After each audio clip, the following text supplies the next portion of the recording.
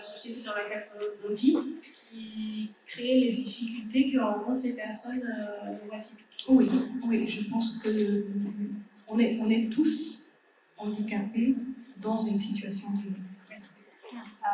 Ce n'est pas l'handicap souvent qui fait souffrir, mais c'est le manque d'adaptation de la société à l'handicap de la personne.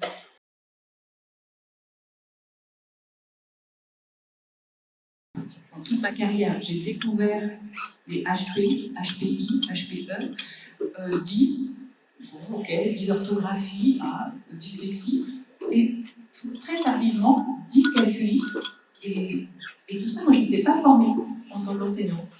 Et hélas, aujourd'hui encore, en discutant, en partageant avec mes collègues amis enseignants, ils ne sont pas plus formés. Et en fait, quand on est parent, on est bien loin d'imaginer cette difficulté. D'où la problématique, elle est vraiment sociétale, parce que c'est tout nouveau. Alors, tout va très vite grâce aux informations qu'on peut quand même connecter sur Internet.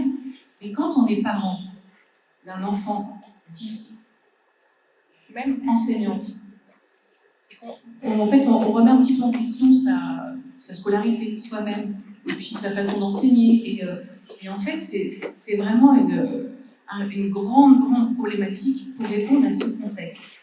Et en primaire, en maternelle, la chance que l'on a, c'est d'avoir un contact direct avec les parents. Donc si on est à l'écoute du parent, moi franchement, j'ai été formée sur le terrain par les parents.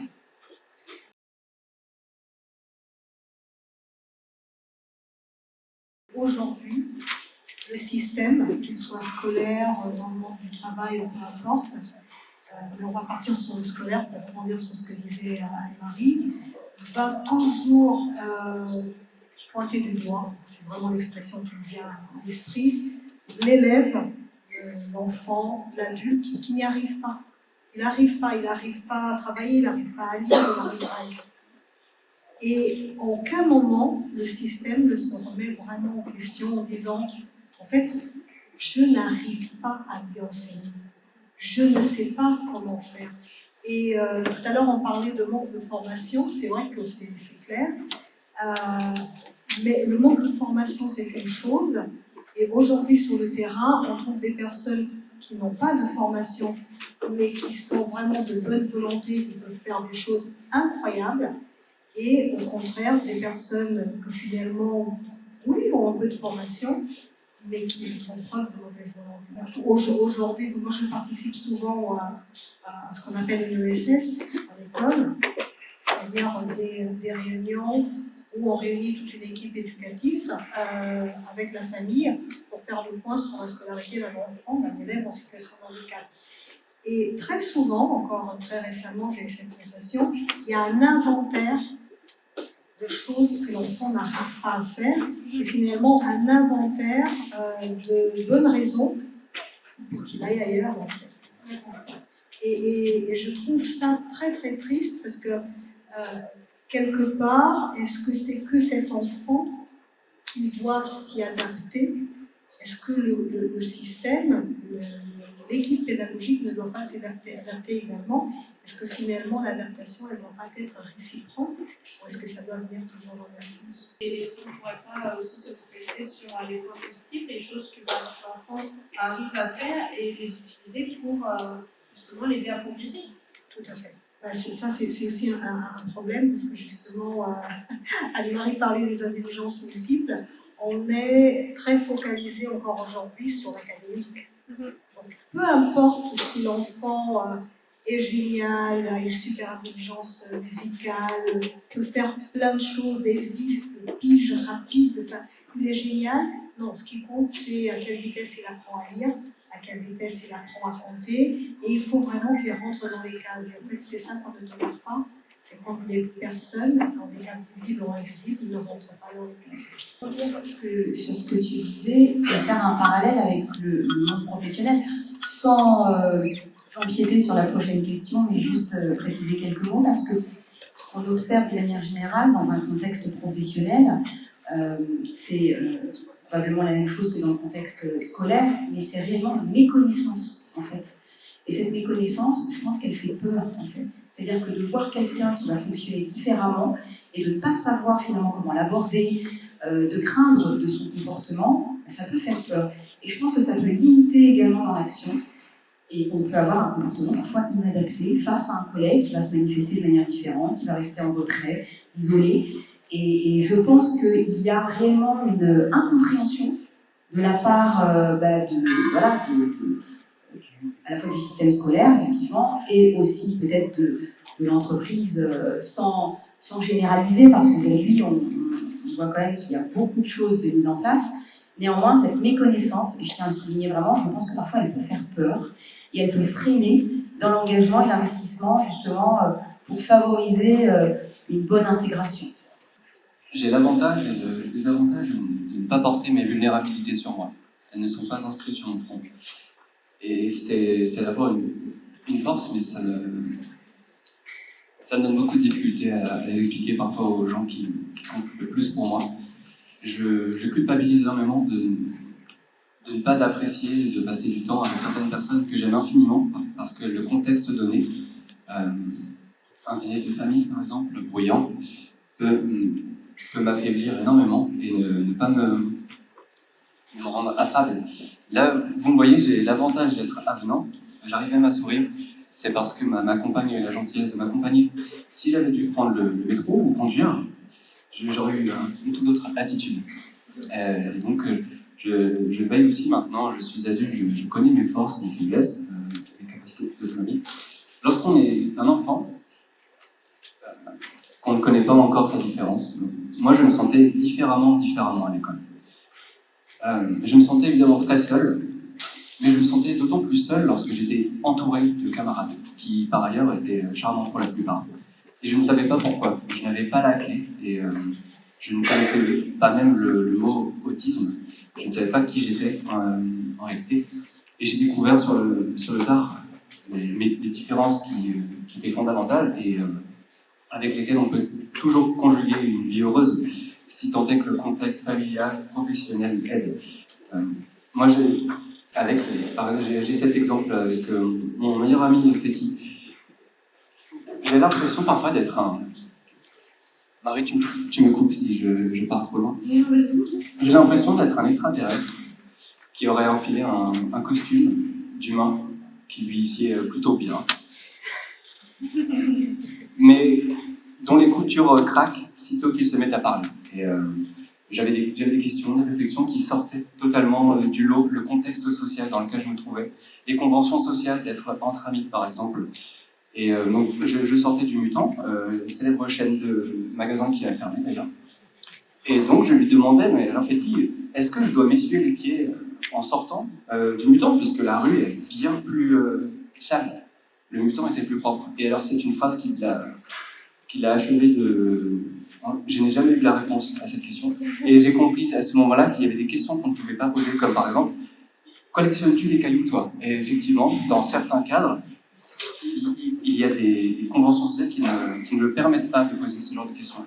Alors on apprend par l'échec, on se ridiculise beaucoup, puisque quand on ne comprend pas les codes sociaux qui nous régissent, qui nous sont inculqués, que l'on comprend par mimétisme, je pense, il nous a manqué peut-être un guide.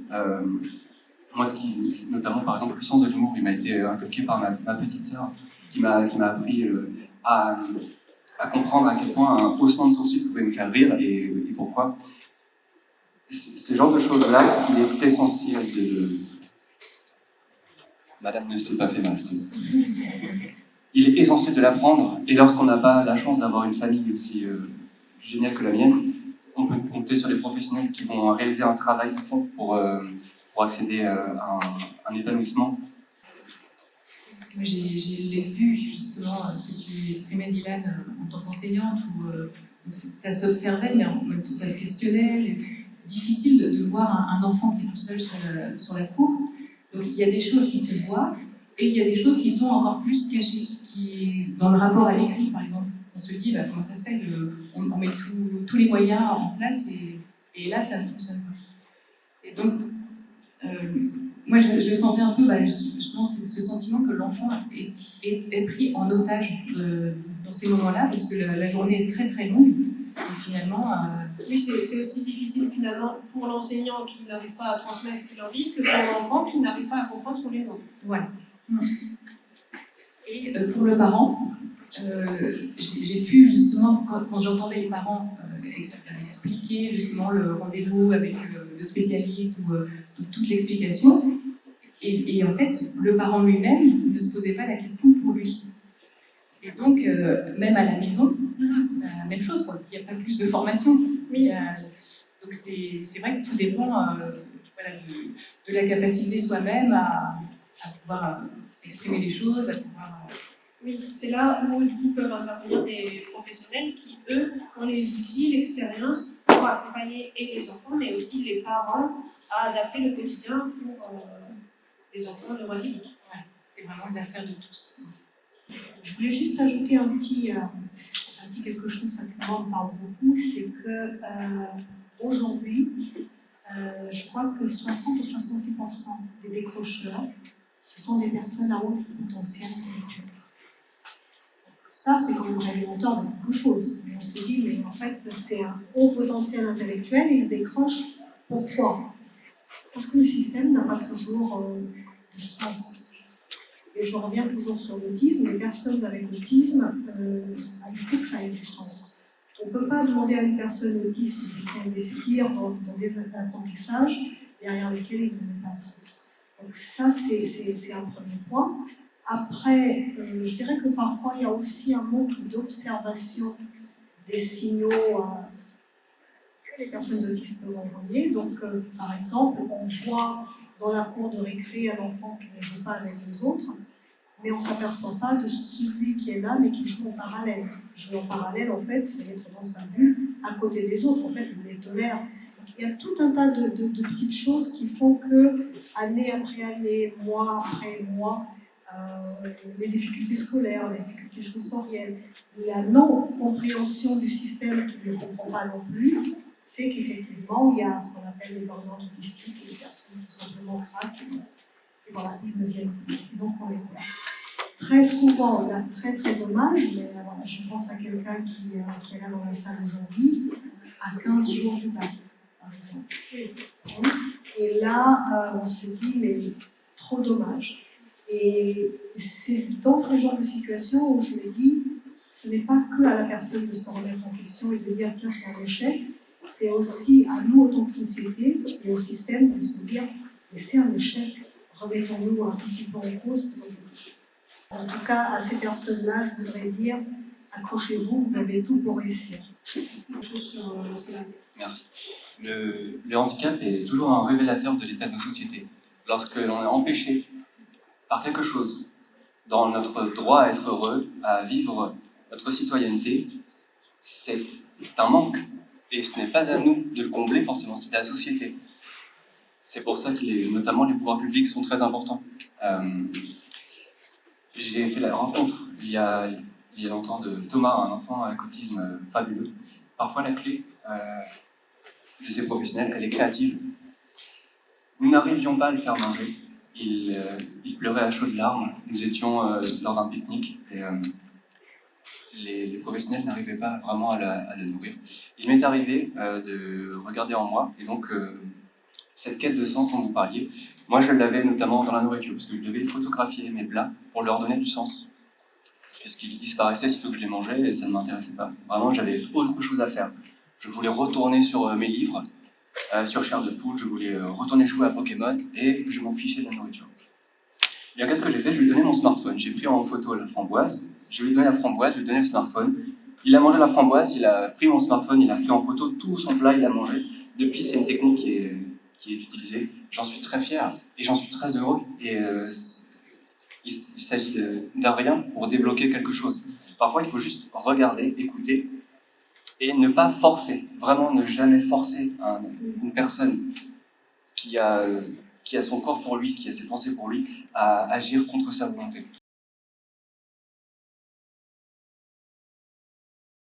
Il y a beaucoup de choses qui ont été abordées et je voulais aussi reprendre un élément qui vient d'être abordé, qui à mon sens est très important là. C'est ce que Dylan vient de dire quand il parle de photographier une framboise, ça s'appelle une stratégie d'adaptation. Et c'est extrêmement important, et c'est là, à mon sens aussi, ce qui peut être développé, c'est identifier ce qu'il faut mettre en place pour essayer d'adapter et de faire en sorte que finalement la situation ne devienne plus compliquée. Donc ça, c'est typiquement, pour rebondir avec le monde professionnel, c'est typiquement aussi ce qui peut se passer dans un contexte professionnel. Puisque dans un contexte professionnel, la difficulté, elle ne vient pas de la neuroatypie. La difficulté, l'obstacle, il vient lorsque l'environnement n'est pas adapté. Et c'est là, véritablement, je pense qu'il faut principalement retenir, quand on parle de neuroatypie, c'est que c'est pas la neuroatypie en elle-même qui est compliquée, non, c'est l'environnement pas adapté, pas structuré, pas organisé et pas ajusté, qui pour le coup va devenir compliqué et qui va être considéré comme un obstacle. Donc concrètement, dans le monde professionnel, une personne qui va prendre un poste et qui va faire le choix, parce que ça existe encore, qui va faire le choix de ne pas parler de sa neuroatypie, va se retrouver bien évidemment très rapidement en difficulté, parce que il peut être dans des environnements surstimulants, dans des open space, donc ça peut être très bruyant également. Il va y avoir également une méconnaissance de la part de l'environnement de travail. Il va y avoir aussi des normes implicites, des normes aussi relationnelles. Le matin, quand je vais en emploi, il y a le petit café avec les collègues. Et puis si je n'y vais pas, on va dire que je suis différent. Ça, c'est une norme complètement implicite. Seulement, s'il y a une neuroatypie, ça peut être très compliqué pour la personne, finalement, de se rendre dans ce collectif, parce que ça va générer de l'angoisse, de l'anxiété, et le fait de s'isoler va plutôt être sécurisant. Donc tout ça, ce sont des éléments qui, à mon sens, devraient être abordés pendant un entretien de recrutement, pendant la phase d'intégration en emploi. Alors, c'est pas évident, il faut le reconnaître, c'est pas évident, c'est pas simple. Et puis, comment je le dis aussi? Comment je le dis à un employeur? Est-ce que je le dis à un employeur aussi? Alors, j'aimerais bien avoir des réponses. Je pense qu'il est préférable d'en parler, il y a une manière d'en parler et il y a des soutiens aussi. Pour en parler, tout à l'heure, dans la salle, j'échangeais avec une job coach et on avait ce sujet de conversation et c'est très important d'aborder les choses dans un contexte de travail, c'est très important d'aborder les choses lors d'un entretien de recrutement. Il y a une manière d'aborder les choses. Souvent, quand on accompagne les personnes aujourd'hui et quand on leur parle de leur reconnaissance de qualité de travailleur handicapé, et quand on leur demande « est-ce que vous en parlez à un employeur ?» La personne nous dit « ah oui, j'en parle, mais généralement, l'employeur nous dit « non, mais on n'est pas intéressé » ou alors « ça fait peur ». Et je leur demande, mais comment vous en parlez à un employeur? Et les personnes me disent, je dis à la fin de l'entretien, j'ai une RQTH. Et je leur demande, et vous me dites que ça? Et la personne dit, oui. Alors je leur dis, alors attention, parce qu'on a nos représentations. Quand on parle d'un handicap, en face de nous, la personne, elle va avoir sa représentation, d'autant qu'on parlait d'handicap invisible. Parfois, la neuroatypie, elle est invisible, on ne le voit pas forcément. Et l'employeur, ça laisse place à des représentations, à des interprétations. Qu'est-ce qu'il a? Est-ce qu'il va être souvent en arrêt maladie? Donc, je pense qu'il y a une manière d'aborder les choses. Ou alors quelque chose qui est mis en place pour aider les personnes. Je vais éviter de paraphraser ce qui a été très justement dit. Moi, ce qui m'a agacé ces dernières années, donc j'ai la chance de travailler depuis 2022 chez la France Handicap, c'est l'ignorance. L'ignorance, c'est le pire des fardeaux. Et pourtant, c'est un super pouvoir. Il suffirait d'apprendre pour stopper l'ignorance. Les managers ne s'y intéressent pas. Aujourd'hui, levez la main, les managers. Voilà. Merci beaucoup. Merci. C'est très compliqué d'aller dans une entreprise classique, qui ont évidemment des cadences, des soucis, ils ont plein de soucis. L'inclusivité, l'inclusion, l'inclusiversalité, le fait de profiter de chacune des autres, au bénéfice de tous, c'est quelque chose qui ne les intéresse pas, notamment pour l'instant. Alors, c'est pas attrayant le handicap, tout ça, c'est pas quelque chose vers lequel ils vont naturellement. Ce qui est étonnant, moi je l'observe autour de moi, c'est-à-dire que je n'ai rien de particulier, de fantastique. J'observe des gens qui sont au chômage, qui ont 1000 talents, qui ont un potentiel infini. Ils ne savent pas se vendre. Ils vont en entretien d'embauche, ils ne savent pas se vendre. Alors, ils ne sont pas pris, et ils désespèrent chez eux. Alors, il suffit un peu d'écoute, un peu d'outils aussi, pour développer un potentiel, pour développer un parcours. J'espère, j'ai bon espoir que l'opinion publique, et vous l'êtes, se chargera de ce sujet pour faire sortir des oubliettes, des excentriques, des gens bizarres qui ont tout intérêt à faire profiter la société de leurs talents. Et je dirais même que les entreprises ont besoin d'elles et ont besoin d'eux. Moi, je veux redonner ces lettres de noblesse à nous qui sommes étranges, à plusieurs égards, et moi je le concède. Mais pour autant, j'ai beaucoup de facilité, j'ai quelques qualités aussi. Et il a fallu qu'une personne le remarque, Oui, donc avant même moi. C'est aussi, par exemple, les entretiens traditionnels, ça peut être aussi un grand frein, parce que quand on regarde les personnes en situation de handicap, généralement, c'est à cette porte-là qu'elles s'arrêtent, à l'entretien, et elles vont pas vraiment plus loin. Donc peut-être on peut aussi commencer par changer ça aussi, la façon de faire des entretiens peut-être différemment, de changer sa façon de penser. Tout C'est intéressant aussi d'aller sur cette question. Tout à fait d'accord. Je pense que c'est une convention sociale qui est, comment dit-on, éclatée au sol, vraiment. Comment vous voyez-vous dans 5 ans? C'est une phrase qu'on ne peut pas sortir. Listez vos défauts. Ce n'est pas quelque chose. En tout cas, je pense que les personnes, les DRH qui pourraient écouter, pourraient gagner à créer d'autres types d'entretiens pour échanger avec des personnes qui ne vont pas savoir se vendre.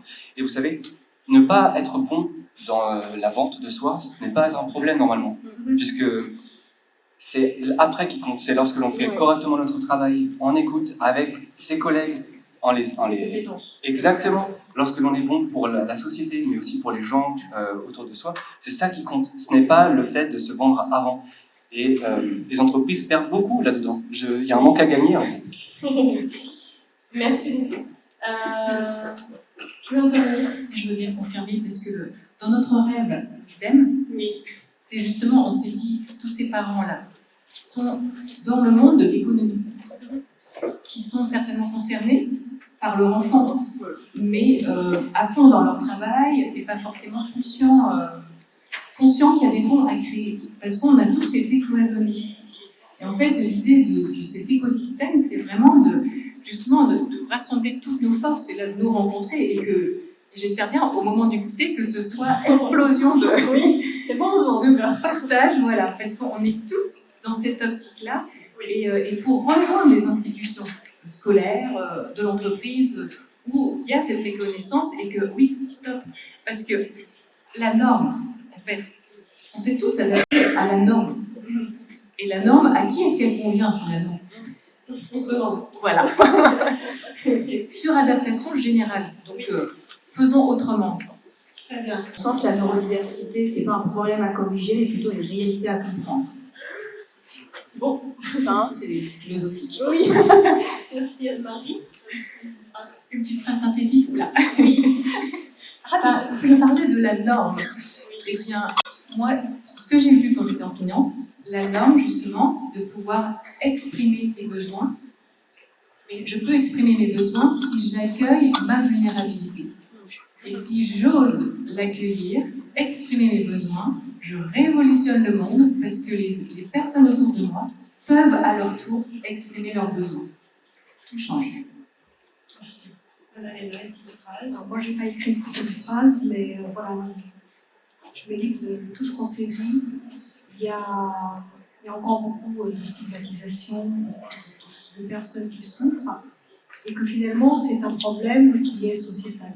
Sociétal, ça veut dire de tous. Aucun de nous ne peut porter la société ou la changer. Mais chacun peut se changer soi-même. Alors, je finirai avec une phrase de Gandhi que j'aime beaucoup. Sois le changement que tu veux voir dans ce monde. Merci. C'est très bon ce que vous dites. Je vais passer le micro à Alexandre qui va terminer cette cérémonie. Justement, juste pour ajouter, ça fait quand même plusieurs années que la Haute Autorité de Santé préconise que les personnes concernées et leurs familles soient incluses dans les accompagnements. Et malheureusement, en France, on l'oublie souvent. Mais voilà, rappelons-le. Et honnêtement, je trouve déjà que les prises en charge actuellement des accompagnements, et c'est très cadré. Il y a énormément de cadres. Peut-être pour équilibrer un peu par rapport à votre charlatan ici, hein, parce que notamment dans l'autisme, dans les prises en charge de l'autisme, il y a eu des personnes qui se sont intitulées tout et n'importe quoi et il y a eu des vies brisées. Mais je trouve que petit à petit on avance quand même, très petit à petit, mais il y a un peu mieux. Et ça me rend triste d'imaginer que ça peut être plus dramatique que ce que c'est déjà. Oui, on ne va pas révolutionner la société aujourd'hui. Ce qu'on veut vraiment, c'est sensibiliser et ouvrir aussi au dialogue et créer du lien. C'est important et c'est comme ça qu'on change aussi les mentalités et que par la suite, potentiellement, ces cas où on est un peu enfermés, ils changent aussi. Par rapport à ce que tu parlais des gens qui ne savent pas se vendre, et ben je dis moi tant mieux parce qu'on n'est pas des objets. Merci.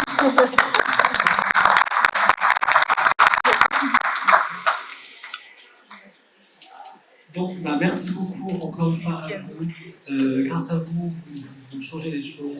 Merci beaucoup. Et merci encore à vous pour vous avoir attendu.